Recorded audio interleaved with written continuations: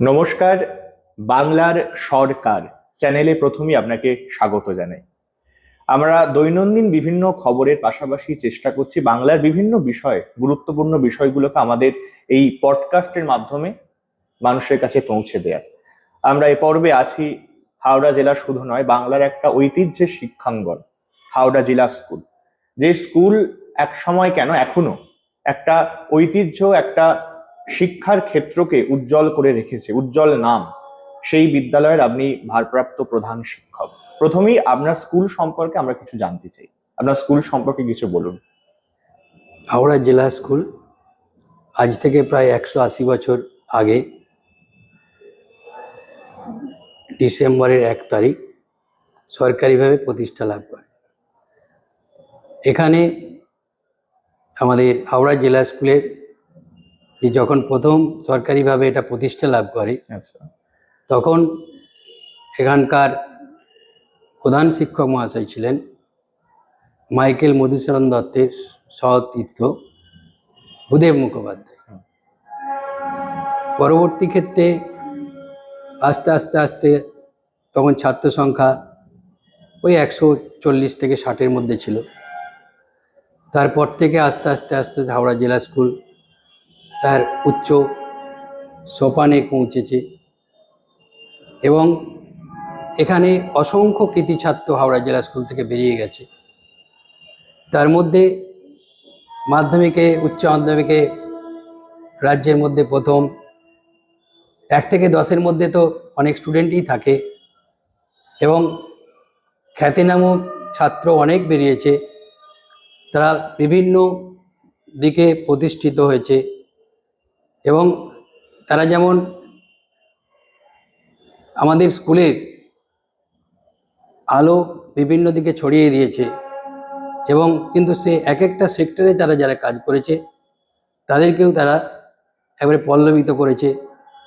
যেমন হাওড়া জেলা স্কুল থেকে বেরিয়ে গেছেন বিখ্যাত অভিনেতা সৌমিত্র চট্টোপাধ্যায়। হাওড়া জেলা স্কুল থেকে পাস করেছেন প্রাক্তন ছাত্র হিসেবে সাহিত্যিক শঙ্কর। এরকম আবার সাহিত্যিক অসিত বন্দ্যোপাধ্যায়। এরকম অনেকের নাম আছে, আমি 2-1 জনের নাম বললাম। এবং হাওড়া জেলা স্কুল তখনকারের দিনে, হয়তো এখন কয়েকটি হাওড়া সরকারি স্কুল প্রতিষ্ঠিত হয়েছে, কিন্তু প্রথাগত সরকারি স্কুল হিসেবে হাওড়া ডিস্ট্রিক্টে একটি মাত্র স্কুল হচ্ছে হাওড়া জেলা স্কুল। হাওড়া জেলা স্কুলের সম্পর্কে বলতে গেলে, আমি যখন এখানে প্রথম জয়েন করি 1997 সালের 13ই মার্চ, তখন হাওড়া জেলা স্কুল দেখেছিলাম যে একটা সে সমস্ত দিকে, কি শিক্ষা, কি সাংস্কৃতিক, খেলাধুলা, সমস্ত দিকে হাওড়া জেলা স্কুল একটা শিখরে অবস্থান করছে।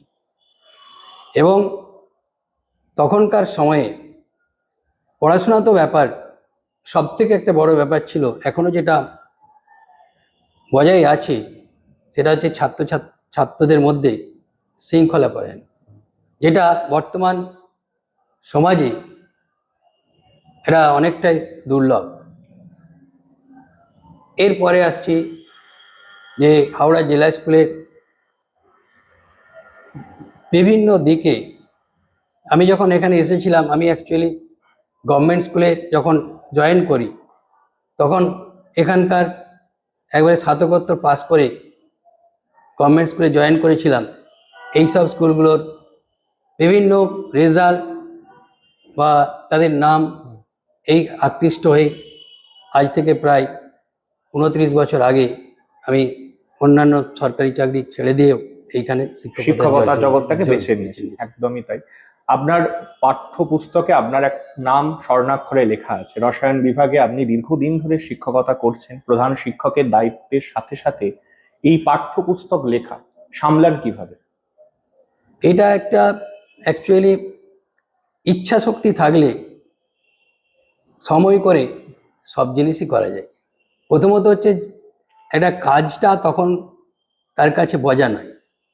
সেই রকম আমার অ্যাকচুয়ালি আমি প্রথাগতভাবে মানে সিনিয়রিটি বেসিসে প্রধান শিক্ষকের চেয়ারে বসেছি ঠিকই, আচ্ছা কিন্তু এখানে যদি আমার থেকেও আমার কাছে বড় হচ্ছে একাডেমিক ব্যাপারটা নিয়ে আমি কিন্তু খুবই সচেতন এবং এটা আমার ভালো লাগার বিষয়।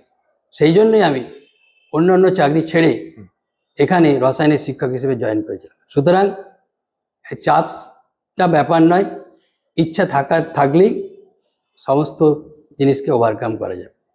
হাওড়া জেলা স্কুল 180 বছর, মহিরুহ বলতে পারি আমরা। এখন আমরা দেখতে পাচ্ছি আমাদের হাওড়া জেলা শহর হাওড়ার বুকে অনেক বেসরকারি মাধ্যম স্কুল নতুন করে প্রতিষ্ঠাপিত হয়েছে। বেসরকারি মাধ্যম স্কুলে ছেলে মেয়েদের পড়ার একটা আগ্রহ বাড়ছে, সেক্ষেত্রে জেলা স্কুলের ছাত্র সংখ্যা কি কমছে না আগের মতো একই আছে? এই বিষয়টা নিয়ে যদি কিছু বলেন। এটা সরকারি স্কুল, হুম। সরকারি নিয়ম অনুসারে আমাদের প্রি প্রাইমারি থেকে একবারে উচ্চ মাধ্যমিক স্তর পর্যন্ত স্কুলের আসন সংখ্যা কিন্তু নির্দিষ্ট। আচ্ছা যেমন প্রথমে প্রি প্রাইমারি থেকে, এটা কিন্তু ইন্টিগ্রেটেড স্কুল সরকারি, আচ্ছা একবারে প্রাইমারি থেকে একবারে ক্লাস 12 পর্যন্ত এখানে কিন্তু একজনই প্রধান শিক্ষক, আচ্ছা আর মর্নিং সেকশানে একজন থাকেন, তিনি মর্নিং সেকশানের ইনচার্জ বলে, কিন্তু সমস্ত দেখভাল করার দায়িত্ব কিন্তু হাওড়া জেলা স্কুলের প্রধান শিক্ষক বা ভারপ্রাপ্ত প্রধান শিক্ষক। আচ্ছা সেক্ষেত্রে আমরা সরকারি নিয়ম অনুসারে এক একটি সেকশানে যত খুশি সংখ্যক ছাত্র ভর্তি করতে পারি না। আচ্ছা 1 প্রি প্রাইমারি থেকে একবারে 2 পর্যন্ত প্রতিটি শ্রেণীতে 50টি করে সিট বরাদ্দ, আচ্ছা আর 2 থেকে ক্লাস 10 পর্যন্ত 2টি করে সেকশন এবং প্রত্যেকটি সেকশানে সিট সংখ্যা 50। আচ্ছা সুতরাং এখন পর্যন্ত আমাদের যা ক্রাইটেরিয়া প্রতিটি সেকশানে কিন্তু সেটা ফুলফিল হয় আচ্ছা একবারে, অর্থাৎ সরকারি নিয়ম অনুসারে এই বিদ্যালয়ে যত সংখ্যক ছাত্র থাকার কথা এই 100 বছর এই অবস্থাতেও এতে ভাটা পড়েন। হাঁটা করেন, একদমই তাই। আপনি দীর্ঘদিন শিক্ষকতা জগতে আছেন, আর কয়েকদিন পরেই মাধ্যমিক পরীক্ষা, জীবনের বড় পরীক্ষা দেবে আপনার স্কুলের ছাত্ররা, অনেক সব স্কুলের ছাত্ররাই তো দেবে। তাদের উদ্দেশ্যে কি বার্তা দিতে চান? প্রথমেই যারা যে সকল ছাত্রছাত্রী এবছর মাধ্যমিক পরীক্ষা দেবে তাদের উদ্দেশ্যে আমি বার্তা দেব যে এটা বড় পরীক্ষা হলেও ভয় পাওয়ার কিছু নেই, এবং মধ্যশিক্ষা পর্ষদ, সেটা আমি বলে দিচ্ছি, মধ্যশিক্ষা পর্ষদের, এটা হয়তো অনেক ছাত্রছাত্রী এখনো জানে না, মধ্যশিক্ষা পর্ষদের গাইডলাইন হচ্ছে যে মধ্যশিক্ষা পর্ষদ ইংরেজি, বাংলা বা অঙ্ক মধ্যশিক্ষা পর্ষদ থেকে বইগুলো প্রকাশিত হয়, কিন্তু অন্যান্য ভৌত বিজ্ঞান, জীবন বিজ্ঞান, ইতিহাস, ভূগোল, এরা কিন্তু মধ্যশিক্ষা পর্ষদের যে টিভি নাম্বার প্রাপ্ত যে পাঠ্যপুস্তকগুলি আছে সেই পাঠ্যপুস্তক থেকেই প্রশ্ন আসছে নির্দেশ অনুসারে।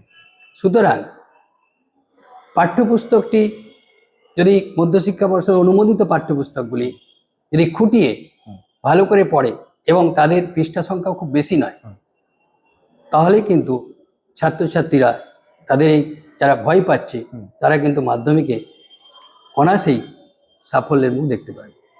অনেকেই আছে যারা টেক্সট বুক তো পড়ে, তার পাশাপাশি সহায়িকার উপর নির্ভর করে পড়াশোনা করতে পছন্দ করে, নোটস নির্ভর, সাজেশনস নির্ভর, তাদের ক্ষেত্রে আপনি কি বলতে চান? নোটস নির্ভর সাজেশন, তা অ্যাকচুয়ালি আমি বিশেষ করে বিজ্ঞানের কথাটা বলছি। বিজ্ঞানে কিন্তু মাধ্যমিক স্তরে যে প্রশ্ন হয় সেই প্রশ্নগুলি একটিও টেক্সট বুকের বাইরে নয়, কারণ টেক্সট বুকের বাইরে হলেই সেটা কিন্তু আউট অফ সিলেবাস হয়ে যায়। কিন্তু মধ্যশিক্ষা পর্ষদের কঠোরভাবে নির্দেশ আছে যে সিলেবাস বহির্ভূত কোনো কোশ্চেন মাধ্যমিকে হবে না। তবে টেক্সট বুক পড়ার সঙ্গে সঙ্গে যেমন ভৌত বিজ্ঞানে বা অঙ্কের তো আছেই, যে একই ধরনের টেক্সট বুকে হয়তো হুবহু সেই অঙ্ক বা গাণিতিক প্রশ্ন না আসলেও সেই ধরনের বা মধ্যশিক্ষা পর্ষদের সিলেবাসের মধ্যে যে গাণিতিক ফর্মুলাগুলোই আছে সেই ফর্মুলা থেকেই অঙ্ক আসবে, একটু বুদ্ধি খাটিয়ে সেটা করতে হবে। তবে অযথা বিশেষ করে ভৌতবিজ্ঞান বা জীবনবিজ্ঞান বা অঙ্কের ক্ষেত্রে অযথা মানে বড় আকারের সহায়িকা বই পড়ে চাপ নিজের মধ্যে চাপ সৃষ্টি করার কোনো প্রয়োজন নেই। একদমই তাই। আপনার এই বার্তা আমরা আমাদের চ্যানেলের মাধ্যমে পৌঁছে দেবো সকলের কাছে। আপনি একটা কথা বলছিলেন যে ছাত্র শিক্ষক সম্পর্ক, আপনাদের স্কুল বেলায় যে সম্পর্ক ছিল সেই সম্পর্ককে আপনি এখন ভারপ্রাপ্ত প্রধান শিক্ষক, সেটা কি এখানে ফিরে পান? হাওড়া জেলা স্কুলের ছাত্র শিক্ষক সম্পর্ক এখনো কিন্তু বজায় আছে।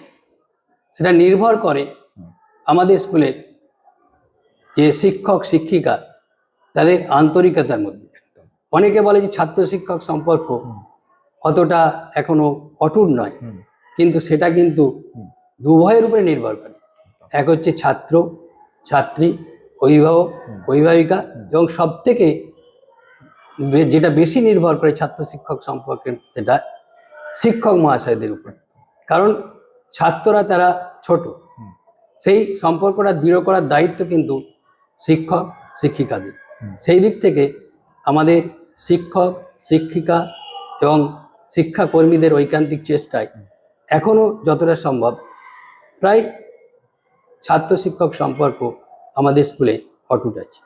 আচ্ছা, আপনাকে আন্তরিক ধন্যবাদ আমাদের চ্যানেল বাংলার সরকার তার পক্ষ থেকে। আপনি প্রচন্ড ব্যস্ত, তার মাঝেও আমাদেরকে সময় দিলেন, সত্যি আমরা কৃতজ্ঞ।